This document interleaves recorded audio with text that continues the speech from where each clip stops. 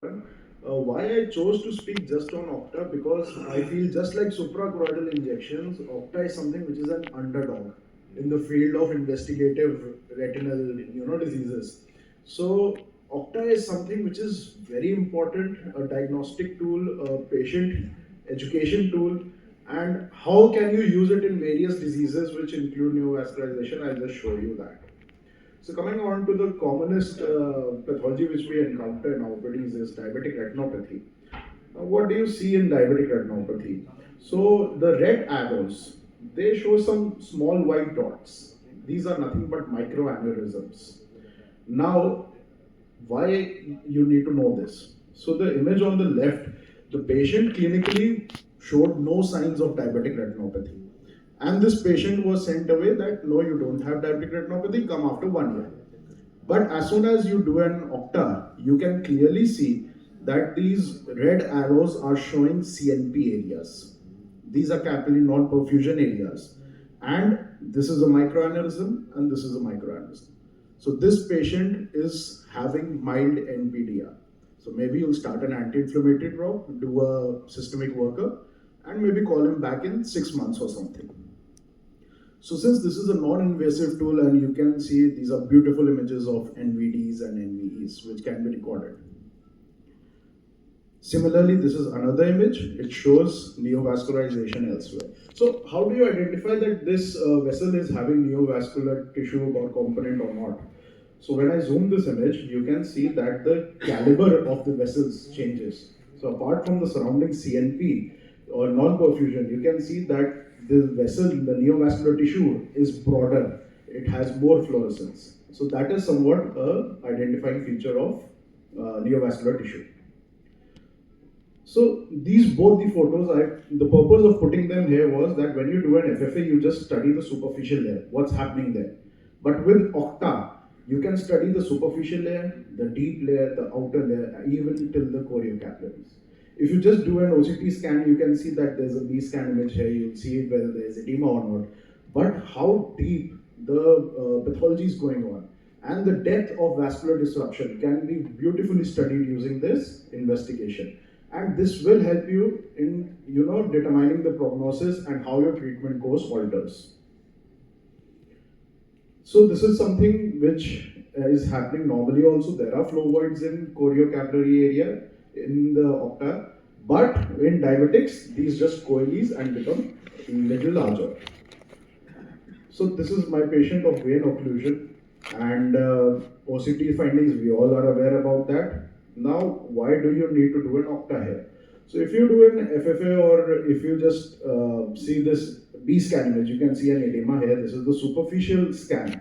And it shows that, yes, there is flow void. But this is actually not a flow void. This is just edema that is masking.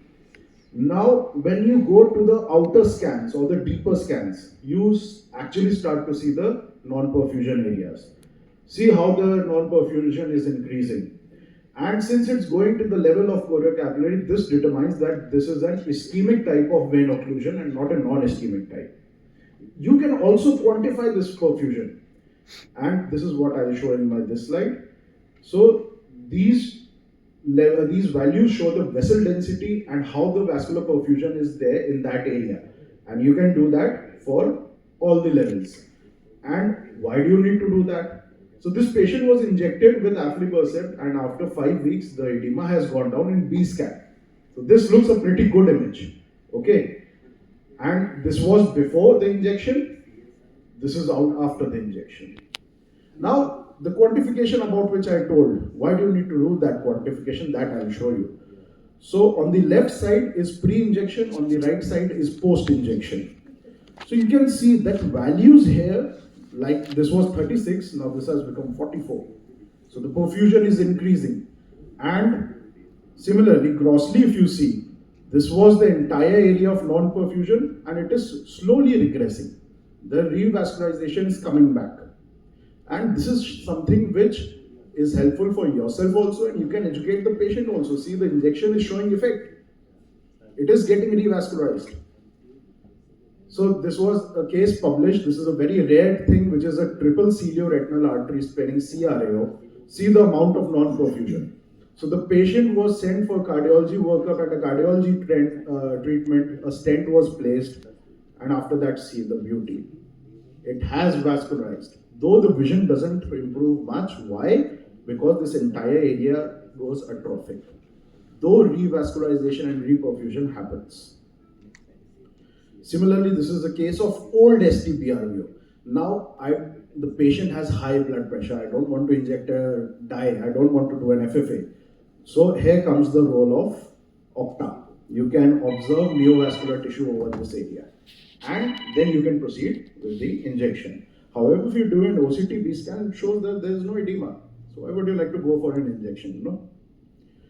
In dry RMD per se, there's not much role of Opta. It will just show you a masking effect because of presence of drusen's in the choriocapillaries. However, in wet RMD, so this is a beautiful image. In the deep and in the outer and the choriocapillaries, these white areas are nothing but geographic scars. I'll still do a injection in this patient. Why? So if you observe the superficial and deep layers, you can see something is happening here. Some new tissue is developing here, which is approaching the fovea very rapidly. So just for this sake, I would go for an injection in this patient. And again, you can show this. And after injection also, you can observe this thing. It is a beautiful modality to differentiate between type 1 and type 2 CNV. So like the image on the left is a type 1 CNV which occurs below RP level. So you can see at the level of superficial, there is no CNV net. This is the deep layer, this is the outer layer, this is the choriocapillaries, where all in three you can observe a presence of CNV net. This is type 1 CNV. In type 2, you can see that there is some net, some CNP area, even in superficial, the deep, the outer. This is not flow void. This is again a masking effect because of presence of intraretinal fluid. There are a variety of CNV net patterns like C-fan, medusa head, tangled, prune tree. Why do you need to know all this? You need to know all this because with injections, the CNV net actually regresses.